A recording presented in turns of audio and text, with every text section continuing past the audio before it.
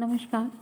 अब आते हैं हम साइकस में फर्टिलाइजेशन आगे की एम्ब्रियो डेवलपमेंट किस तरह से होता है। तो सबसे पहले फर्टिलाइजेशन किस तरह से होगा, उसके बाद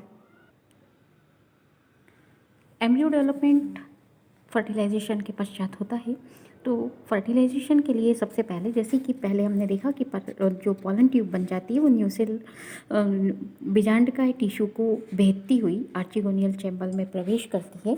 और आर्चिगोनियल चैम्बर में प्रवेश करने के बाद उसके अंदर जो ट्यूब्स में, पॉलन ट्यूब्स में जो कॉन्सेंट्रेट फ्लूइड भरा हुआ होता है, उसका ऑस्मोटिक प्रेशर बढ़ जाता है और ऑस्मोटिक प्रेशर बढ़ जाने के कारण ये फट जाती हैं। पॉलन ट्यूब के फटने से जो मेल गैमेट्स हैं, उसके मेल गैमेट्स के सहित उसके अंदर की अंतर वस्तुएं जितनी भी हैं वो सारी आर्चिगोनियल चैम्बर के अंदर आ जाती है। इसके पश्चात जो पॉनल ट्यूब है वो शिथिल पड़ जाती है और जैसे ही कोई भी मेल गैमेट आर्चिगोनिया की नेक सेल के संपर्क में आता है तो नेक चैम्बर में संपर्क में आते ही उसे वायोलेंटली आर्चिगोनिया में खींच लिया जाता है और प्रत्येक आर्चिगोनिया में एक ही मेल गैमेट प्रवेश करता है। मतलब एक आर्चिगोनिया में एक ही मेल गैमेट प्रवेश करेगा और मेल गैमेट के प्रवेश होने से जो मेल गैमेट का न्यूक्लियस एक से संयोजित होकर जाइगोट का निर्माण करता है। जाइगोट के निर्माण को ही हम यहाँ पर जो मेल गैमेट और फीमेल गैमेट के फ्यूज़न से जो जाइगोट बनने की प्रोसेस होती है वो फर्टिलाइजेशन कहलाती है। यदि किसी कारण से आर्चिगोनिया में एक से अधिक मेल गैमेट यदि प्रवेश कर जाते हैं तो केवल एक को छोड़कर शेष सभी, मतलब फ्यूज़न जो है वो केवल एक ही से होगा और बाकी के जितने भी मेल गैमेट्स उसके अंदर प्रवेश कर गए हैं वो सारे रिड्यूस्ड हो जाते हैं, नष्ट हो जाते, ख़त्म, मतलब सर्वाइव नहीं कर पाते, उनका फ्यूज़न नहीं होगा। स्त्रीधानी में एक से अधिक मेल गैमेट के प्रवेश की जो घटना है उसको हम कहते हैं पॉलीस्पर्मी, जो कि जिम्नोस्पर्म में नॉर्मली होती है। इसके बाद एम्ब्रियो का डेवलपमेंट जाइगोट बनने के बाद अब आगे की जो अवस्थाएं हैं उसमें जाइगोट का डेवलपमेंट होता है। तो जाइगोट का डेवलपमेंट जो है वो ओव्यूल में केवल एक ही, मतलब सामान्यतः जो एक ओव्यूल है उसके अंदर दो से अधिक आर्चिगोनिया पाई जा रही है साइकस में, लेकिन यहाँ पर ओव्यूल में केवल एक ही आर्चिगोनिया फर्टिलाइज्ड होगी और फर्टिलाइजेशन के फलस्वरूप जो द्विगुणित, अब यहाँ पर स्पोरोफिटिक जनरेशन स्टार्ट हो जाती है जाइगोट बनने के साथ ही। तो द्विगुणित युग्मनज जो है अपनी बीजाणुद्भिद प्रावस्था की स्पोर मदर सेल के रूप में कार्य करता है। अब धीरे धीरे इसके माप में, डेवलपमेंट में पहली अवस्था में धीरे धीरे इसके माप में वृद्धि होने लगती है, आकार में वृद्धि होने लगती है और ये आर्चिगोनिया की कैविटी को लगभग पूरा घेर लेता है। इसके पश्चात इसके अंदर अनेक फ्री न्यूक्लियर डिवीज़न होते हैं। द्विगुणित केंद्रक में अनेक फ्री न्यूक्लियर डिवीज़न होंगे और इस अवस्था में बहु केंद्र की मल्टी न्यूक्लिएट जाइगोट के केंद्र से एक वैक्यूल डेवलप होती है, जिसके कारण से सभी परिधि की ओर एक परत में एकत्रित हो जाते हैं। मतलब पहले तो फ्री न्यूक्लियर डिवीज़न होगा, उसके बाद फिर उसके अंदर वैक्यूल का डेवलपमेंट होगा। वैक्यूल के विकास के साथ ही ये परिधि की तरफ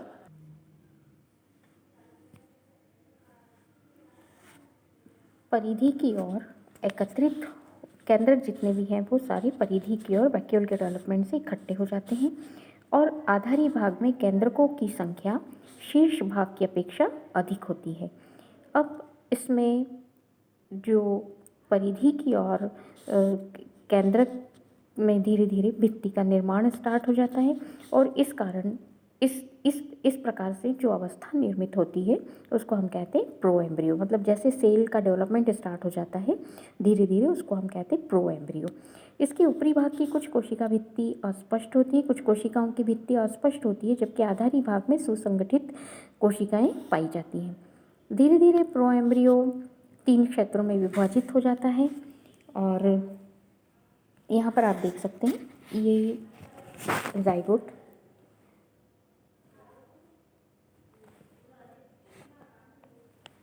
ये जाइगोट उस स्पोर इसके अंदर डेवलप ये 2 केंद्रक बने पहली अवस्था में, और धीरे धीरे अब इसमें फ्री न्यूक्लियर डिवीज़न होने लगते हैं। ये पूरी तरह से फ्री न्यूक्लियर डिवीज़न हो गया। फ्री न्यूक्लियर डिवीज़न के पश्चात इसके अंदर ये वैक्यूल का विभाजन, वैक्यूल डेवलप होगी। वैक्यूल के डेवलपमेंट आने से ये सारे, अब वैक्यूल धीरे धीरे बड़ी होती है और ये सारे परिधि की तरफ आ जाते हैं केंद्रक। अब परिधि की तरफ आने के पश्चात इसके अंदर सेल्यूलर प्रोएम्ब्रियो, मतलब यहाँ पर अब प्रोएम्ब्रियो का निर्माण होने लग जाता है। तो आधारी भाग में केंद्रकों की संख्या शीर्ष के भाग से अधिक। ये शीर्ष भाग माइक्रोपाइलर, ये नीचे वाला भाग आधारी भाग, यहाँ पर न्यूक्लियस केंद्रकों की संख्या अधिक होती है और यहीं से सेल का बनना प्रारंभ होने लगता है और धीरे धीरे आगे बढ़ते हुए इस तरह से ये प्रोएम्ब्रियो का डेवलपमेंट हो जाता है। अब प्रोएम्ब्रियो जो है वो 3 भागों में बट जाता है। जो माइक्रोपाइलर एंड की तरफ वाला रीजन है वो हॉस्टोरिया रीजन कहलाता है, उसके नीचे वाला रीजन सस्पेंसर रीजन, और फिर ये एम्ब्रियोनल रीजन। इस तरह से ये 3 अवस्थाओं में, मतलब 3 भागों में, 3 क्षेत्रों में विभेदित हो जाता है। अब हॉस्टोरियल रीजन की जो सेल्स है वो माइक्रोपाइलर रीजन की स्वतंत्र कोशिकाओं से भोजन अवशोषित करती है और विकासशील एम्ब्रियो को पोषण प्रदान करती हैं। सस्पेंसर सेल की कोशिकाएं लंबी और कुंडलित होती हैं और इनका कार्य एम्ब्रियो को एम्ब्रियोसेक अथवा मतलब गैमेटोफाइट में धकेलने का काम होता है। और एम्ब्रियोनल सेल जो हैं वो सस्पेंसर के शीर्ष पर स्थित होती हैं और ये भाग एम्ब्रियो का मुख्य भाग होता है। एम्ब्रियो के निर्माण में लगभग 1 वर्ष लगता है और एम्ब्रियोनल रीजन की कोशिकाओं में विभाजन तेजी से होता है। इसके पश्चात इसके शीर्ष से केंद्र भाग की ओर वृद्धि होने लगती है, वृद्धि रुक जाती है। शीर्ष से केंद्र भाग की ओर जो वृद्धि हो रही थी वो रुक जाती है, परंतु दोनों उपांत तेजी से वृद्धि करते हैं और इनकी वृद्धि से 2 असमान कॉटिलिडन्स बनते हैं। साइकस सर्सिनेलिस में कभी कभी 3 कॉटिलिडन्स भी पाए जाते हैं। दोनों कॉटिलिडन्स के बीच में एक सेंट्रल ग्रू होती है और उस ग्रू में प्लूमुल विभेदित रहता है और रेडिकल प्लूमुल के विकास के काफ़ी समय के पश्चात स्टेम के शीर्ष से थोड़ा ऊपर विकसित होता है। रेडिकल और स्टेम का शीर्ष भाग, इन दोनों के बीच का एक छोटा सा भाग हाइपोकोटाइल कहलाता है और एम्ब्रियो में रेडिकल के ऊपर एक पेट के समान संरचना पाई जाती, कठोर होती है वो, जिसको हम कहते हैं कोलियोराइजा। इसका कार्य रेडिकल की रक्षा करना होता है। अब जो सीड का फॉर्मेशन हुआ है तो फर्टिलाइजेशन के पश्चात ओव्यूल में जो परिवर्तन, ओव्यूल जो है वो बीज में परिवर्तित हो जाता है। सीड क्या है? ओव्यूल का परिवर्तित भाग। ओव्यूल जो है वो सीड में कन्वर्ट होता है।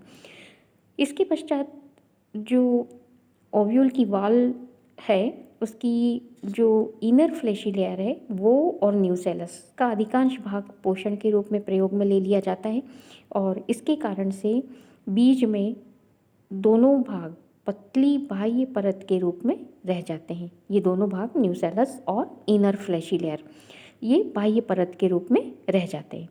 परिपक्व बीज जो है लाल या नारंगी और भूरे रंग की संरचना होती है इसकी।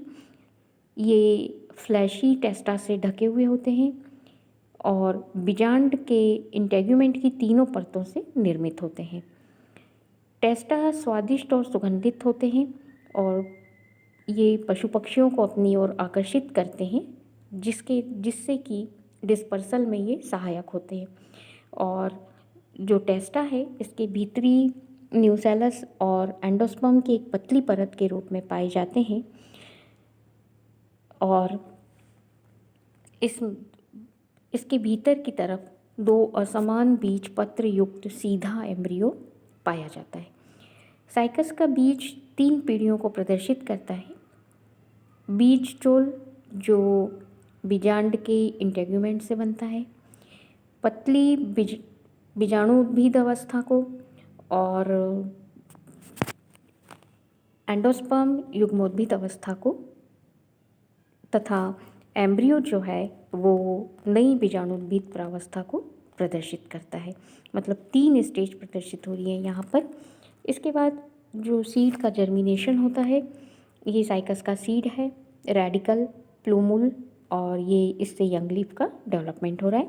तो ये जो बीज है, अनुकूल वातावरण मिलने पर साइकस के बीज तुरंत ही जर्मिनेट हो जाते हैं और इनके अंकुरण से पूर्व कुछ रेस्टिंग स्टेज की आवश्यकता, रेस्टिंग पीरियड की आवश्यकता नहीं होती है।